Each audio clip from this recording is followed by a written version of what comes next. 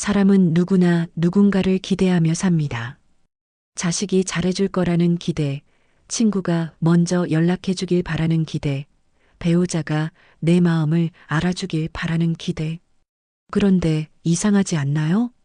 기대는 분명 따뜻한 마음에서 시작되었는데 시간이 갈수록 마음이 더 서운해지고 상처받는 일이 많아집니다. 왜 그럴까요? 기대는 보이지 않는 요구이기 때문입니다. 말로 하진 않았지만 마음속에서 당연히 그럴 줄 알았다는 생각이 자꾸 자라나는 겁니다. 60대를 넘어서면 사람은 더 외로워지고 관계는 점점 줄어듭니다. 자식들도 바쁘고 친구들도 각자의 삶을 살아가느라 예전만큼 챙겨주지 않죠. 그럴 때마다 마음 한켠에서 이젠 나도 필요 없나 보다 싶은 생각이 고개를 듭니다. 그런데 정작 그 외로움의 밑바닥을 들여다보면 상대가 잘못한 것이 아니라 내가 걸었던 기대가 나를 외롭게 만들고 있었다는 걸 알게 됩니다. 주지 않아도 되는데 먼저 줬고 바라보지 않아도 되는데 마음을 내밀었고 말하지 않아도 되는데 서운함은 쌓여갔던 거죠. 사람은 자신이 내민 만큼 돌아오길 바랍니다. 그런데 사람 사이의 관계는 언제나 균형이 맞지 않습니다. 부모는 늘 자식에게 더 많이 주고 친구는 한쪽이 더 자주 연락하게 되고 배우자는 한 사람이 감정을 더 많이 품게 됩니다. 이 불균형을 견디는 힘, 바로 그것이 기대를 줄이는 데서 시작됩니다. 기대를 줄이면 서운함이 줄고 서운함이 줄면 관계는 오래갑니다.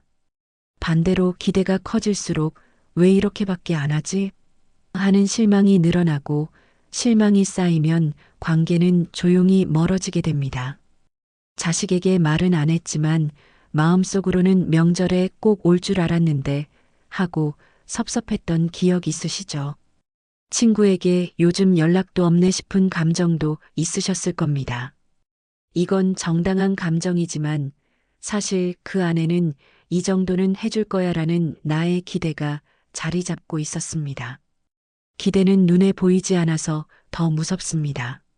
상대는 아무 말도 듣지 못했는데 나는 이미 실망하고 마음의 거리를 둡니다.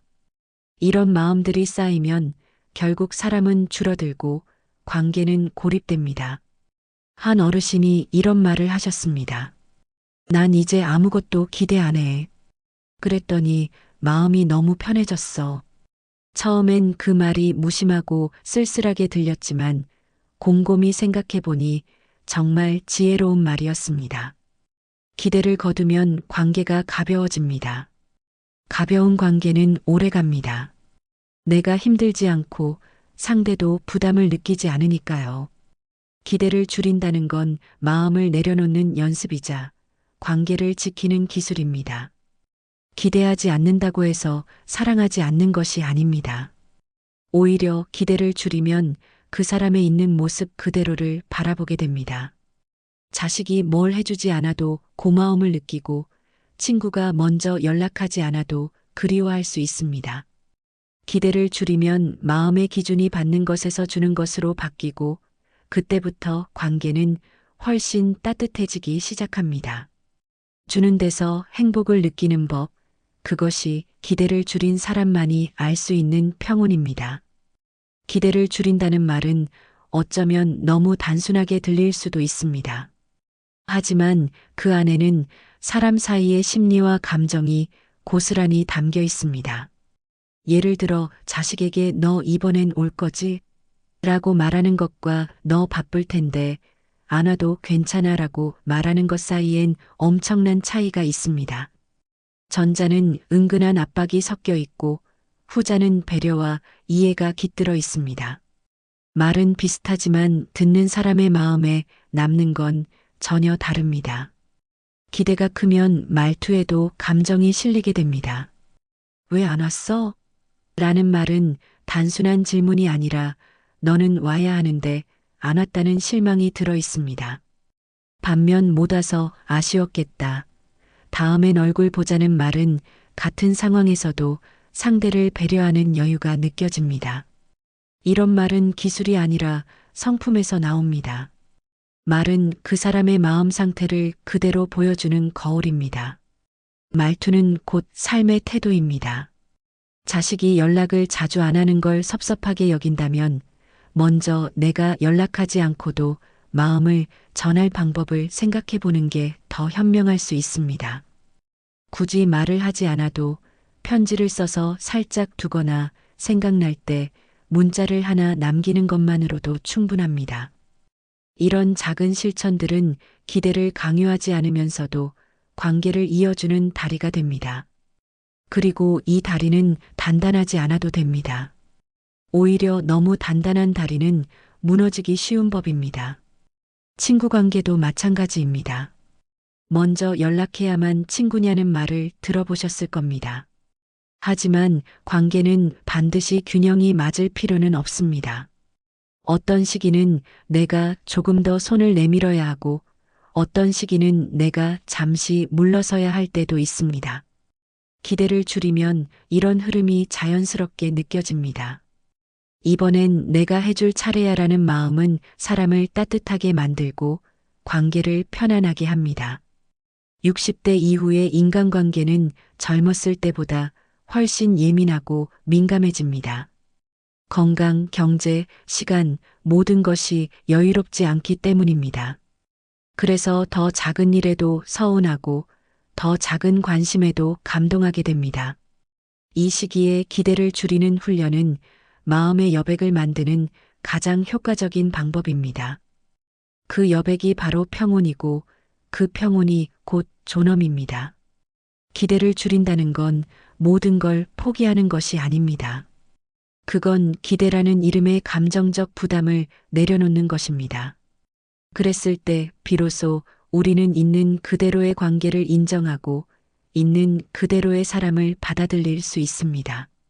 자식에게 더 이상 효도를 기대하지 않고 친구에게 의리를 강요하지 않을 때 관계는 오히려 더 건강해집니다. 기대가 사라질수록 감정은 맑아지고 삶은 가벼워집니다. 기대를 줄이는 첫걸음은 말의 무게를 낮추는 데서 시작됩니다.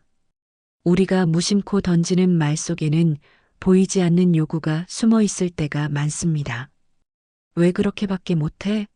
라는 말은 표현상 질문이지만 사실은 상대의 행동을 부정하는 메시지입니다. 반면 그럴 수도 있겠구나. 나는 좀 다르게 생각했어 라고 말하면 같은 상황 속에서도 상대의 입장을 존중하며 자신의 생각을 전할 수 있습니다. 말투는 단순한 겉모습이 아니라 마음의 방식입니다. 기대를 줄이고 싶은 분들께 권하고 싶은 말이 있습니다. 첫째, 괜찮아라는 말을 습관처럼 써보세요. 자식이 뭔가 미안한 표정으로 말할 때, 친구가 약속을 지키지 못했을 때, 그때 괜찮아. 나는 내가 노력한 거 알아라고 말하는 겁니다. 둘째, 고마워라는 말을 아끼지 마세요. 기대가 아니라 감사로 관계를 바라보면 그 순간부터 상대도 마음을 열기 시작합니다. 셋째, 다 이해가 아니라 그럴 수도 있었겠네라고 말해보세요. 이해라는 단어가 오히려 판단처럼 느껴질 수 있기 때문에 조심스러운 배려가 담긴 말로 바꾸는 것이 더 깊은 울림을 줍니다. 한 어르신이 이런 말씀을 하셨습니다. 나는 매일 아침 거울 보면서 오늘 하루는 기대를 접고 고맙다고만 말하자고 다짐해. 이 단순한 습관이 그의 대인관계를 아주 평온하게 만들었습니다. 기대를 내려놓은 자리에 고마움을 올려놓는 연습. 이게 바로 기대 심리로 망가지는 관계를 회복하는 길입니다. 자식에게도 배우자에게도 친구에게도 더 이상 왜 그렇게밖에 못해? 라는 말을 하지 않고 그럴 수도 있겠구나. 고마워로 말을 바꿔보는 겁니다. 오늘부터 한 문장씩 연습해 보세요. 예를 들면 이런 겁니다. 어쩌면 지금이 서로 거리를 두는 게 더 좋은 시기일 수도 있어. 나는 내가 말하지 않아도 마음이 느껴져. 그냥 잘 지내는 것만으로도 고맙지. 이런 말들은 거창하지 않지만 관계를 아주 부드럽게 바꿔줍니다. 내 말 한마디가 상대를 숨막히게 만들 수도 있고 안심시킬 수도 있습니다.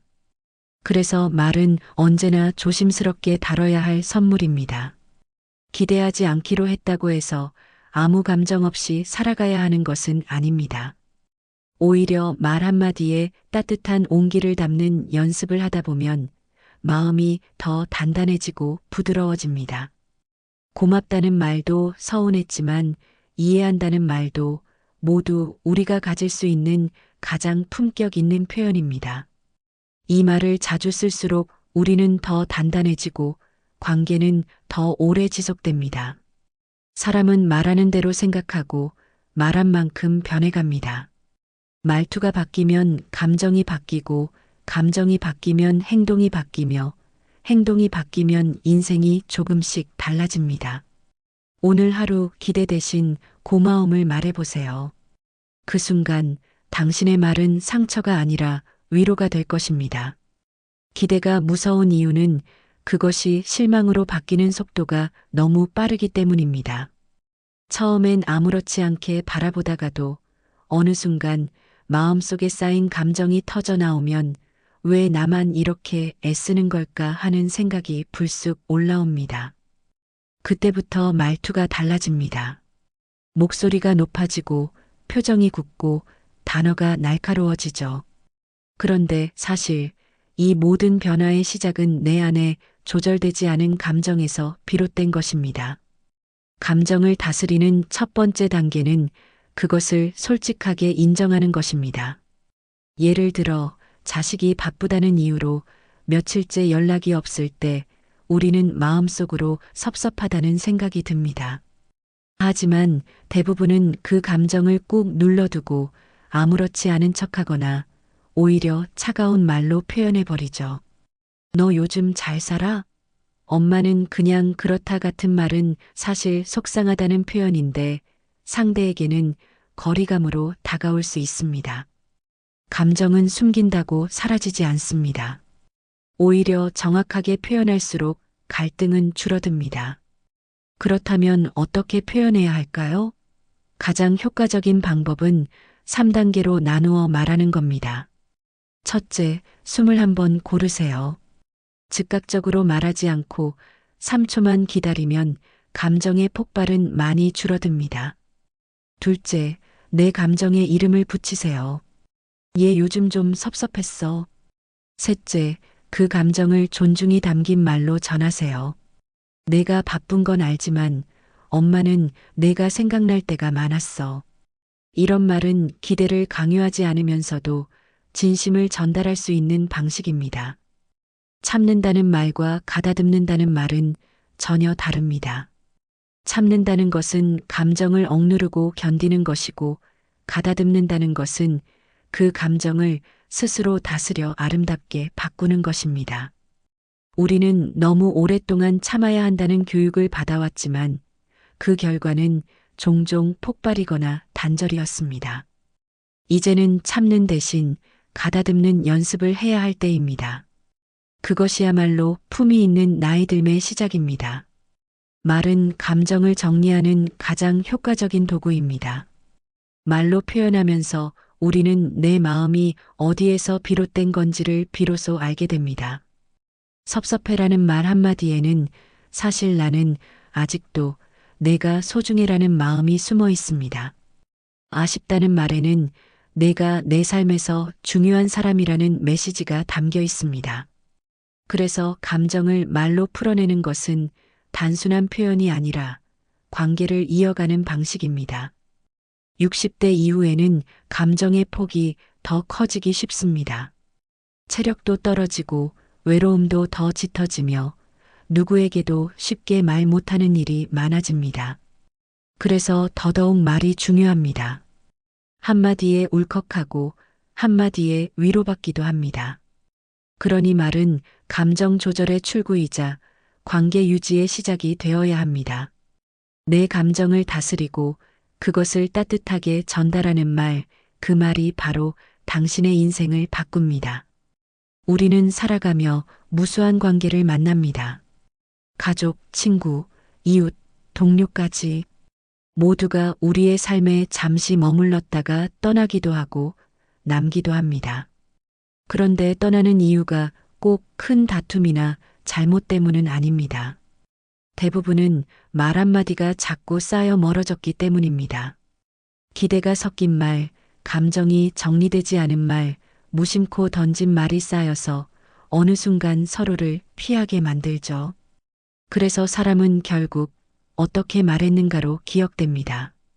60세를 넘기고 나면 삶이 점점 정리되는 시기로 들어섭니다. 관계도 감정도 소유도 예전처럼 복잡하지 않습니다. 오히려 단순해지고 본질만 남게 됩니다. 그때 남는 건 딱 두 가지입니다. 하나는 내가 얼마나 따뜻한 말을 했는가, 또 하나는 내가 얼마나 기대하지 않고도 사랑할 수 있었는가입니다. 이 두 가지가 삶의 품격을 결정짓습니다. 누군가는 말합니다. 나는 평생 베풀었는데 돌아오는 게 없더라. 그 말에는 진한 아쉬움이 담겨 있습니다. 하지만 돌아오지 않은 것이 아니라 돌아온 것을 내가 기대한 방식으로만 바라봤던 건 아닐까요? 자식이 선물을 주진 않았지만 멀리서 묵묵히 안부를 걱정했을 수도 있고, 친구가 자주 연락은 안 했지만 마음속으론 늘 내 편이었을 수도 있습니다. 기대를 줄이면 그런 따뜻한 마음들이 비로소 보이기 시작합니다. 말이 남긴 흔적은 시간 속에서도 지워지지 않습니다. 오래된 친구의 내 덕분에 버텼어라는 말 한마디는 그 어떤 선물보다 더 오래 가슴에 남습니다. 자식이 엄마는 항상 내 편이었지라고 말할 수 있다면 그것만으로도 인생은 성공입니다. 그런 말은 기대를 줄인 말습관 속에서만 나올 수 있습니다. 해야 한다, 해줘야 한다는 말이 아닌 있어줘서 고맙다, 그냥 내가 좋아서 그랬다는 말에서 품격이 피어납니다. 오늘 하루 누군가에게 이런 말을 건네보세요. 내가 바쁘단 거 알아. 그래도 내 생각하면 웃음이 나. 내가 바라는 게 아니라 내가 편했으면 해서 그랬어. 그냥 고마워. 내가 있어서 든든해. 이런 말은 기대를 담지 않았지만 관계를 가장 깊게 만드는 말입니다.